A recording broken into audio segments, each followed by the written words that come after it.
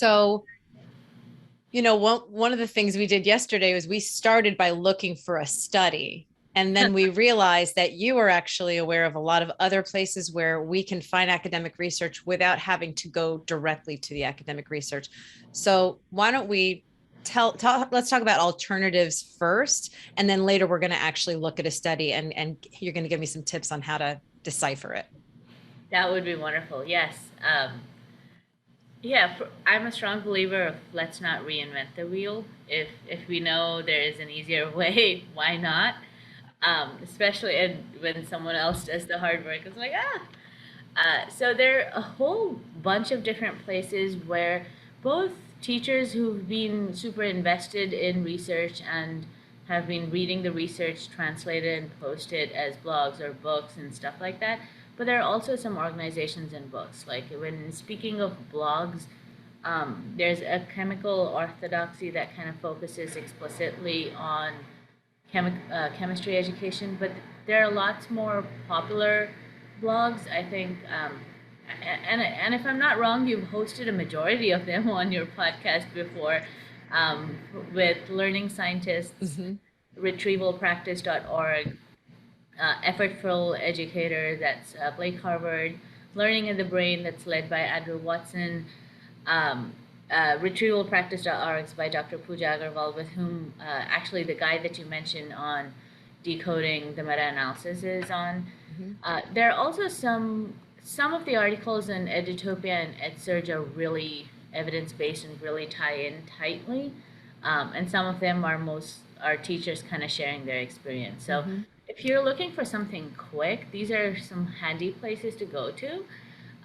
And the one thing I would put in is a lot of times they focus on a handful of strategies and not like the whole universe. So you might not find concept mapping in them, right? Right. This is like retrieval practice, which is really, she's really been just devoted to that specific section Yeah, I think of learning. in retrievalpractice.org, she's done retrieval practice, spacing, interleaving, and feedback kind of Mm-hmm.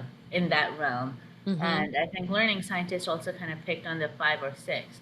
And the Right. reason behind that isn't that that's all that the research has to offer, which I've sometimes come across from educators like, oh, so I know those five things, I know education research. Yeah. It's mostly because those 5 to 6 findings have repeatedly stood the test of time Right. for decades. So that's, I definitely recommend those. There's also the American Educator published by AFT, which is a practitioner focused journal, and they Okay. have researchers kind of write their research to the educator. So you actually hear from the researcher, but it's not written with like the heavy stats or explaining the methods and all of that. It's more focused on, oh, what are the key findings and how can we implement this in our classroom and the Okay. why behind it. And that's the American Educator. And I clicked on the link while you were talking. We're going to provide links to everybody for these places. This is just aft.org/AE. And it looks like it's free. It is free and it's open, Okay. yeah. I think Okay. if you need the book, I mean, like a hard copy, then you Mm, need membership, I think. But I okay. think the online one's free. And then, there are always books. Uh, I think the best thing about teachers and educators are they still read books, so it feels good to still write them. Yeah. There are plenty of books out there, and I can't shout out to all of them, but I do think three that I've personally liked, and I've heard a lot of educators kind of bring it up and Mm-hmm. recognize them. Um, my favorite of them all is the ABCs of How We Learn, 26 scientifically proven approaches, how they work, and when to use them. This group of researchers literally use the alphabet and give you one strategy per alphabet, and kind of make it a very simple, digestible. Okay, here's the big picture. Here's how you use it. Um, Okay. and then we have Understanding How We Learn, a visual guide. That's by Dr. Yana Weinstein and Dr. Megan Sumeraki, and who were also part of the founding team for Learning Scientists. And Yes. uh, And you've they had, have been on the podcast. yeah, Yes, that's so, absolutely. yeah. Mm-hmm. So that one's again, and I really like that book because it's not just about the strategies, but they try to help give educators the hook and the framework of like how do we learn, and what's the underlying mechanism in broad strokes as well, which I think Mhm. is helpful because educators, if you know what how we learn, it's easier for you to tease out the strategies which people come in and say, "Oh, do this. It's gonna, it's the magic bullet of education." And you're like, "That's Right. not even in sync with how we learn. Like, how can that be the magic bullet?" Yeah. It sounds like what you're saying is because the angle that I was originally coming at this from, and we're going to do this example later, is that I have the strategy in mind and then I want to find the research. And you're saying yes. And it's also a good idea to just have more comprehensive understandings of, all of these things that research has found time and time again to be good. And so it's almost like having a really good grounding in nutrition, and somebody comes along with some new food, trend, and you say, well, how does Mhm. this already fit in with the framework that I already know? Exactly, Okay. exactly. And it's a great starting place, right? Because these, like retrieval practice, when I published the meta analysis in 2016, we had covered 75 years of research on it, Mm. which kind of also speaks to the testament as to how the science of learning or cognitive psychology, none of this is new. It's just got more funding recently to become more famous and popular. It's finally become the cool kid on the block, right? Yeah. um, so yeah, I think those are great. There are also some initiatives like I'm a steering committee member of the TLRC, Hmm. which is the Teaching and Learning Research Committee, which is a subsection of like the I4TL um, organization. And what we're trying to do in TLRC is connect educators with researchers. So if you have a big question, or if you have a question like, oh, in my classroom, like I have this group of kids and I'm trying out this strategy, I want to know if it's effective. Maybe we could connect you with a researcher who's interested in that topic to see Okay. if you could actually conduct that study even. Does the TLRC publish anything, or is this more like an individual consulting kind of a thing? No, we've got podcasts. I actually hosted one season of that, which is kind of fun. Um, Okay. their podcasts, and we're usually there in a lot of the practitioner focused conferences with like a pre-conference event to talk about research and practice and how we can bring those two together. Okay. And that is not the same thing, because I see this on your list of things to talk about at some point too. Now, oh, conferences like Research Ed. Is that the same group? No, Because they're not the that's same. different. No. Yeah. So Okay. Research Ed is a group of brilliant folks. I think it originated in UK and it slowly moved into the US as well. Um, of all the conferences I've seen educators talk about, and we must say, like my sample is very biased, just because of whom I follow and all that kind of stuff. Uh, but they actually have a central focus on research and evidence supporting the instructions and the talks that they're speaking of. So Research Ed's a nice way to go. John Cat Ed Publishers, they also started in the UK and moved over to the US. Also have like a whole host of books um, on different strategies for different subjects, which are also pretty evidence based.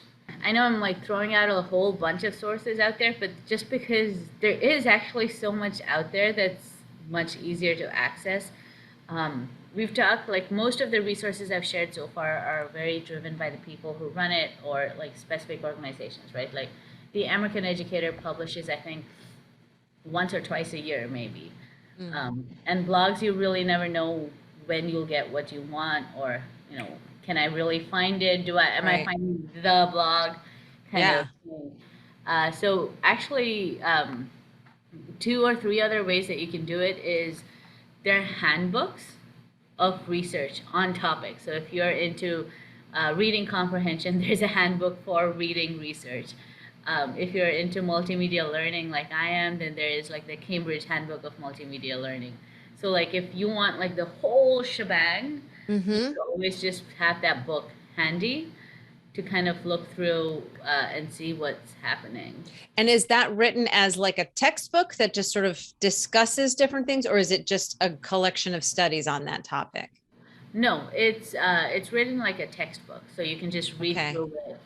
They don't go into the typically they don't go into the stats too much, so it's a fairly easier read. Okay. But it's all research based It's a cited stuff. researcher writing it out, yeah.